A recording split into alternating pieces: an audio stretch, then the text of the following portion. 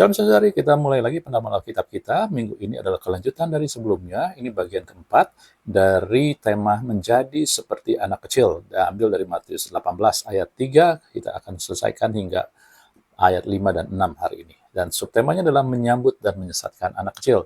Sebelumnya kita review dulu di ayat 3, 18 ayat 3, dikatakan bahwa kita harus bertobat menjadi seperti anak kecil, supaya kita bisa masuk dalam kerajaan surga. Dan kita sudah melihat masuk dalam kerajaan surga bicara tentang mengalami ataupun melihat kuasa dari kebenaran firman Tuhan dinyatakan ataupun kita alamin, saudari. Ya, dan kata bertobat di sini adalah metanoia, pembaruan pikiran. Kita sudah melihat bahwa pembaruan pikiran itu, untuk itu kita perlu sesuatu yang murni. Seperti bertumbuh, bayi bertumbuh perlu susu yang murni, kita butuh sesuatu yang nurani, yang murni. Kemudian kita meningkat lagi, dipakai untuk membangun. Untuk itu kita perlu ada kesatuan dengan Kristus dan kesamaan di dalam DNA-nya, kehendaknya, keinginannya, dan sifat-sifat kita. Kemudian sudah itu kita juga harus mengerti tentang memerintah, di mana kita ngerti kita memerintah bukan dengan kekuatan kita, tetapi atas apa yang telah Yesus bayar. Ya, dan kemudian kita sudah melihat bahwa menjadi seperti anak kecil, ya, karakter ataupun hal-hal yang diperlihatkan dari seorang anak kecil adalah mereka hidup berdasarkan hubungan kasih. Jadi itulah yang murni. Untuk pertumbuhan Anda dan saya harus mulai dulu mengenal kasih Allah. Itulah yang paling murni. Kemudian sesudah itu Anda harus bertumbuh dan mulai mengasihi Bapa dan mencari kehendak-Nya. Oleh sebab itulah kita perlu bersatu dan juga mulai bersekutu, dan akhirnya kita menjadi ataupun memiliki kesamaan dalam kehendak di dalam juga karakter-karakter kita. Dan akhirnya juga kita harus juga bermegah atas apa yang Bapa kita mampu lakukan. Karena seorang anak kecil bukan tentang dia, tetapi Bapaknya. Siapa Bapaknya? Jadi kita pun berdiri atas apa yang telah Yesus bayar, saudari. Kemudian di minggu selanjutnya kita bicara tentang merendahkan diri seperti anak kecil, ya, dan lebih besar dari dalam kerajaan surga. Dan kita melihat di situ bahwa di kerajaan surga yang paling besar adalah tentang kasih. Karena Allah adalah kasih. Kenapa paling besar? Karena Allah adalah kasih. Dan kita, kalau kita ada di dalam kasih ini, dalam alam ini, maka kita pun mengalami hal yang terbesar, saudari. Ya. Dan juga kita melihat bahwa kerajaan Allah yang paling penting adalah tujuan yang Tuhan berikan. Anda dan saya bukan ada di dunia dengan asal-asalan, tetapi memiliki tujuan. Kalau kita belum tahu, tenang aja. Anda bersekutu sama Tuhan, bertumbuh aja, nanti kita akan dituntun. Dan seperti seorang anak kecil, kita nggak perlu tahu semuanya, tetapi kita butuh percaya sehingga kita bisa bersandar dan dituntun. Lewat kita belajar tentunya percaya kepada Allah, saudari. Ya. Jadi ukuran kebesaran di dalam kerajaan Allah berbeda dengan dunia. Dunia, kebesarannya bicara tentang apa yang kita bisa lakukan, apa yang kita bisa miliki, ya, prestasi kita. Tetapi di kerajaan Allah, seperti seorang anak kecil, saudara-saudari, Anda tahu bahwa mereka merasa paling lemah, mereka merasa paling butuh, mereka merasa paling harus bertumbuh. Kehausan-kehausan itulah yang membuat mereka harus memiliki sesuatu yang bisa disandarkan, dan saya katakan ini suatu hubungan, relationship.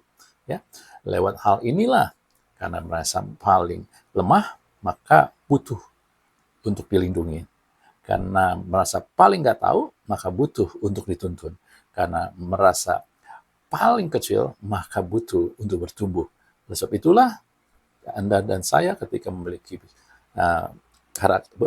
pola pikir seorang anak kecil, kita akan lean, trust, and obey. Lean itu bersandar.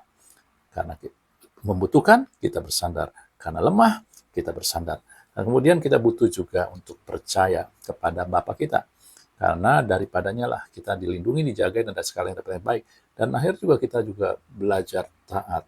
Bukan hanya sekedar bersandar dan percaya, saudari. Karena kita butuh bertumbuh. Seorang anak kecil butuh bertumbuh. Amin.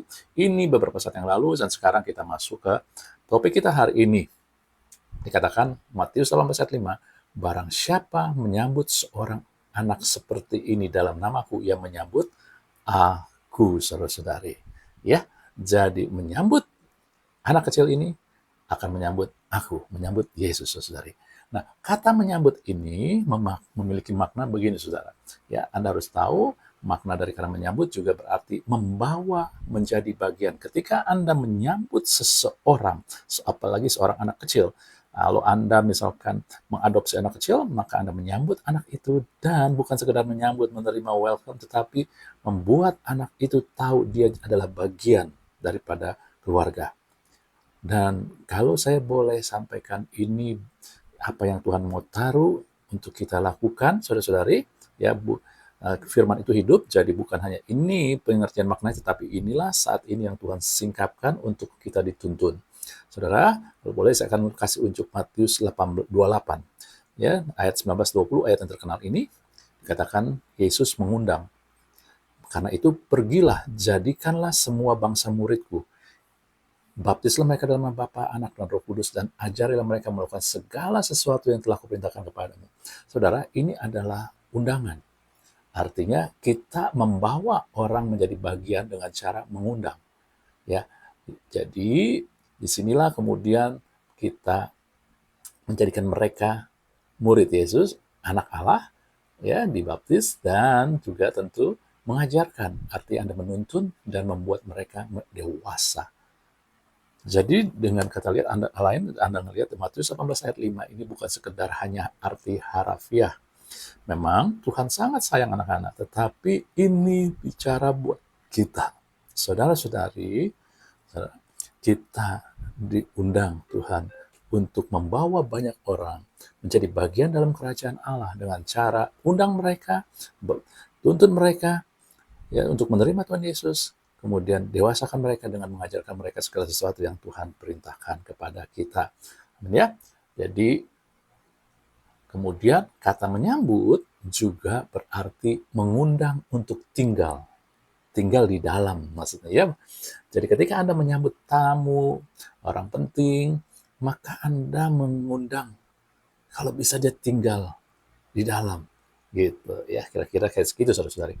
Nah, dalam hal inilah Tuhan kasih firman ini. Dalam Yohanes 13 ayat 20 bahasa Indonesia sehari-hari, dikatakan, Yesus berkata, sungguh benar kataku ini, siapa menerima orang yang kuutus menerima aku. Sama seperti tadi kan, siapa menyambut anak seperti ini, dalam namaku ia menyambut aku. Nah, jadi ini paralel. Dan siapa menerima aku, menerima dia yang mengutus aku. Yesus diutus oleh Bapa. Nah, bukan itu saja, saudari. Jadi ketika kita menyambut, artinya, saudara, Anda diundang untuk memiliki hubungan dengan Bapa.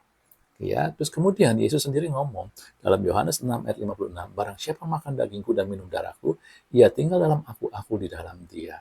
Saudara, yang Tuhan mau sampaikan di sini adalah ketika kita mengundang, menyambut, ya, seseorang utusan Allah, ya, dia menyambut Yesus. Tuhan Yesus mau kasih unjuk bahwa ini bicara tentang tinggal di dalam dia. Makanya dikatakan dalam Yohanes 6 ayat 56, barang siapa makan dagingku, minum darahku, ia tinggal dalam aku di dalam dia. Saudara-saudari, misteri kekristenan yang sukar untuk dimengerti, dan kadang kita tahu, sekedar tahu, tapi kadang kita sering lupa menghidupkannya, yaitu tinggal di dalam Kristus dan Kristus di dalam kita. Saudara, karena apa? Karena kita nggak ngerasain, kita mungkin secara fisik, secara jiwa, saya nggak merasakan Kristus ada di dalam saya, dan saya nggak melihat bahwa ataupun merasakan saya di dalam Kristus. Inilah yang hal menjadi susah, ya, untuk kita sadari. Karena kita nggak sadari, kadang kita lupa hidupi, saudari. Ya. Nah, inilah yang terus ditekankan, saudari. Jadi kekristenan tanpa kita sadari, yang paling krusial adalah Anda dan saya mengerti. Anda dan saya bukan hanya diundang menjadi bagian dari kerajaan Allah, tetapi tinggal di dalam Kristus. Dan izinkan Kristus tinggal di dalam kita. Bahkan hal ini begitu penting di Matius 18 ayat 6, kemudian selanjutnya, tapi barang siapa menyesatkan salah satu dari anak-anak kecil ini, ya, karena kita belajar bersandar, bertumbuh, anak kecil ini bukan bicara hanya fisiknya ataupun juga usianya, tetapi bicara tentang orang-orang yang merasa butuh bersandar, saudara, untuk dituntun, dilindungi, dijaga gitu oleh Tuhan tentunya ya. Nah, barang siapa misalkan salah satu dari anak kecil ini yang percaya kepadaku, jadi orang percaya, lebih baik baginya jika sebuah batu kilangan diikat pada lehernya lalu ditenggelamkan ke dalam laut. Saudara, ini suatu hal yang mengerikan, perumpamaan ataupun ya apa ya namanya, ini disamakan dengan hal kayak begini bahwa harus dihukum kalau yang menyesatkan. Nah, Anda melihat, saya hanya melihat begini, saudara. Berita tentang tinggal di dalam Kristus, Kristus dalam kita, begitu penting di mata kerajaan Allah. Sehingga kalau Anda menyesatkan artinya membuat tidak melihat, saya dikatakan seperti itu, membuat kita tidak melihat bahwa kita tinggal dalam Kristus, itu Anda rugi sekali, kira-kira kayak begitu, saudara. Ya, Anda itu sepertinya sedang turun dan nggak bisa naik. Gitu. Nah itu. Jadi Anda lihat, tinggal di dalam Kristus dan Kristus dalam kita itu begitu krusial. Itu sesuatu yang nggak bisa diterangkan dengan logika, nggak bisa kita juga rasakan dengan perasaan-perasaan doang, sehingga menjadi sangat penting untuk kita sadari dan kita aminin, percaya berdasarkan firman. Dan tapi itulah inti dari kerajaan Allah bagi kita, yaitu Anda di dalam Kristus dan Kristus di dalam kita, saudari. Amin. Dan ini pun sangat ditekankan sekali. Jadi buat saya, kata-kata saya begini, salah satu dan jika bukannya satu-satunya konsep yang sulit dimengerti dan dihidupkan bagi orang dewasa. Anak-anak lebih gampang. Kenapa? Nanti kita ngelihat. Orang dewasa lebih bisa memikir dengan pola pikir logika. Lebih melihat bahwa segala sesuatu harus berusaha dengan performance. Sehingga ketika dikatakan tinggal di dalam Kristus dalam kita, mereka nggak ngerti bagaimana bisa dengan logika mereka bisa melihat, bisa ngerti, bisa nangkap apa perbedaannya. Gitu, ya. Karena selama ini pola pikir daripada orang dewasa adalah, wah kita harus berusaha. Sedangkan anak-anak kalau disuruh usaha, mereka bilang saya nggak bisa apa-apa. Itu kan anak-anak. Makanya Tuhan bilang, ya, kamu harus seperti seorang anak kecil ini untuk masuk dalam kerajaan surga, untuk melihat kuasa Allah. Dan kuasa itu ada di dalam Kristus. Oleh sebab itu ketika kita tinggal dalam Kristus dan Kristus dalam kita, itu kuasa, saudara. Dan itu mudah diterima oleh anak-anak kecil yang memiliki pola pikir mengandalkan apa yang diberikan. Kalau tadi orang dewasa, apa yang bisa mereka ya berikan. Kalau ini anak-anak, apa yang bisa mereka terima. Jadi apa yang diberikan oleh bapaknya, orang tuanya. Berdasarkan percaya doang. Nggak logika, nggak masuk akal. Tapi karena bapaknya ngomong begitu dan dia percaya pada bapaknya, maka dia terima. Hal ini lebih gampang. Anda ngerti? Tinggal di dalam Kristus. Kristus di dalam kita. Bagi orang-orang yang memiliki pola pikir, yaitu anak-anak kecil, yaitu di mana mereka mengandalkan kasih, mereka merasa paling lemah, paling nggak tahu, sehingga mereka butuh bersandar, percaya apa yang dikatakan bapaknya, maka ini lebih gampang diterima. Tetapi kalau kita, orang-orang yang merasa sudah hebat harusnya tentang memberikan sesuatu, saudara, ini menjadi sulit diterima. Bahkan, Anda tahu, kekristenan sesungguhnya adalah tentang apa yang kita bisa terima. Seorang anak kecil lebih menjadi objek untuk menerima, menampung daripada memberikan. Apa yang dia bisa berikan gak ada artinya, selesai. Ya. Nah, ini dia di dalam Kolose 1 ayat 7, bahasa Indonesia sehari-hari supaya lebih enak. Kepada umatnya Allah mau menyatakan betapa baiknya dan agungnya rahasia. Ini rupanya adalah rahasia, saudara-saudari. Rahasianya apa? Dari dulu. Sekarang baru dinyatakan. Rahasia itulah Kristus ada di dalam dirimu. Ini dia, tinggal di dalam Kristus, Kristus dalam kita. Ini rupanya rahasia yang sekarang baru disingkapkan dengan kematian Tuhan Yesus dan kebangkitannya. Berarti kalian akan turut menikmati kebesaran Allah. Kenapa Tuhan begitu menekankan ya bahwa barang siapa menyesatkan anak kecil ini, pola pikir tinggal dalam Kristus ini, wah itu sangat buruk. Kenapa? Karena Tuhan mau kita ngerti, mau kita terima supaya kita bisa menikmati kebesaran Allah.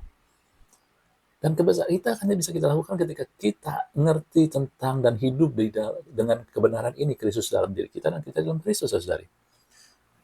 Dan Anda ngelihat, kalau ketika kita tinggal di dalam Kristus, artinya begini, Anda ada di dalam Kristus, Kristus yang menutupi Anda, sehingga setiap orang melihat Anda, melihat Kristus. Misalkan Anda pakai baju, ini contoh, Anda ada di dalam baju badut, maka setiap orang yang lihat Anda ngelihat badutnya. Mereka ngelihat badutnya. Kalau Anda tinggal di dalam Kristus, kita tinggal di Kristus, maka kerajaan Allah, kebenaran kerajaan Allah melihat Kristusnya. Dan karena mereka melihat Kristusnya, maka Anda adalah orang benar, orang kudus, ya, orang yang dilayakkan, anak Allah yang dikasihi. Banyak sekali, ini hanya beberapa doang, saudari. Dan ketika Kristus di dalam kita, jadi Kristus ada di dalam kita, maka kita melihat bahwa di dalam kita akan mengalir kuasa Kristus, hikmat Kristus, karunia Kristus, saudari. Ya, hal-hal yang dari Kristus kita mungkin nggak mampu, tetapi ada Kristus yang memampukan. Maka kekristenan bilang, hendaklah yang miskin berkata, aku ini kaya. Hendaklah yang lemah berkata, aku ini kuat. Bukan dari kita, tetapi ada Kristus yang menghidupi kita, saudari. Amin. Oleh sebab itulah Daud ketika dia berperang, dia melawan Goliat, dia berkata, aku mendatangi engkau di dalam nama Allah semesta alam. Daud mengerti bahwa ada Allah yang menyertai dia. Inilah yang terjadi dan itu dilakukan, saudari. Saudara, tinggal di dalam Kristus membuat kita ada di dalam posisi Kristus. To be, istilah bahasa Inggrisnya. Tetapi Kristus di dalam kita membuat kita bisa bertindak to do. Untuk melakukan hal-hal yang besar. Ini kalau tinggal di dalam Kristus, kita di dalam Kristus adalah untuk posisi kita. I'm the child of God. I'm holy. Saya kudus. Gitu ya. I'm the righteous of God. Saya orang benar. Gitu, saudara. Itu to be-nya dan itu to do-nya. Saudara-saudari, Anda ngelihat kekristenan seharusnya dimulai dengan berfokus pada apa yang bisa kita terima. Bukannya sesuatu yang egois. Kerajaan Allah dibandingkan dengan pola pikir seorang anak ataupun keadaan seorang anak. Seorang anak kecil, fokusnya adalah apa yang dia bisa terima, apa yang dia bisa banggakan dari bapaknya, bukan bersumber pada diri dia. Tetapi banyak sekali hari-hari ini ketika kita bertumbuh, ya saudara-saudari bertumbuh artinya sudah lama jadi orang Kristen percaya, dan gereja-gereja pun mulai mengajarkan tentang menekankan apa yang sudah kamu lakukan buat Tuhan. Saudara-saudari, jelas sekali dalam firman Tuhan, bahwa dan juga prinsip kerajaan Allah yang kita sudah pelajarin. Prinsip kerajaan Allah adalah mengalir. Kalau Anda tidak dialirkan, kalau Anda tidak mengenal kasih Allah, maka Anda tidak bisa mengasihi orang. Sebab itu, ketika Anda fokus pada apa yang Tuhan berikan, seperti seorang anak kecil, maka Anda otomatis akan mengalirkan juga apa yang Anda terima. Kekristenan adalah tentang Kristus di dalam saya dan saya di dalam Kristus.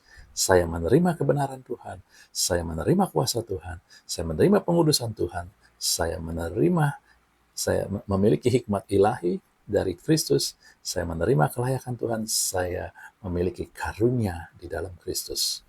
Maka Anda akan melihat dan mulai bertindaklah, akan melihat hal-hal yang luar biasa terjadi dalam hidup Anda, bukan karena kekuatan kita, bukan karena kelayakan kita, tetapi pemberian Allah semata-mata. Saudara-saudari, renungkan ini dan mulailah hidupi itu. Mulailah Anda mulai berdoa bagi yang sakit kalau selama ini belum pernah, dan mulai melihat bukan kekuatan saya tapi Kristus di dalam saya. Mulailah Anda juga menggunakan hikmat ilahi. Mungkin kita nggak tahu apa-apa, tetapi Anda mulai menempel buat Tuhan, Engkau ada di dalam saya sehingga saya bisa mengambil keputusan sesuai dengan hikmat ilahi. Ya, dan hal-hal yang lain. Dan ketika iblis mulai menuduh Anda dengan hal-hal yang bahwa Anda nggak layak, mulailah melihat posisi kita di dalam Kristus. Saya dilayakkan. Daud mengerti, dia berkata, Tuhan, jangan hitung-hitungan dengan kami. Sebab kalau kau hitung-hitungan, tidak ada seorang pun yang berkenan, yang layak di hadapanmu.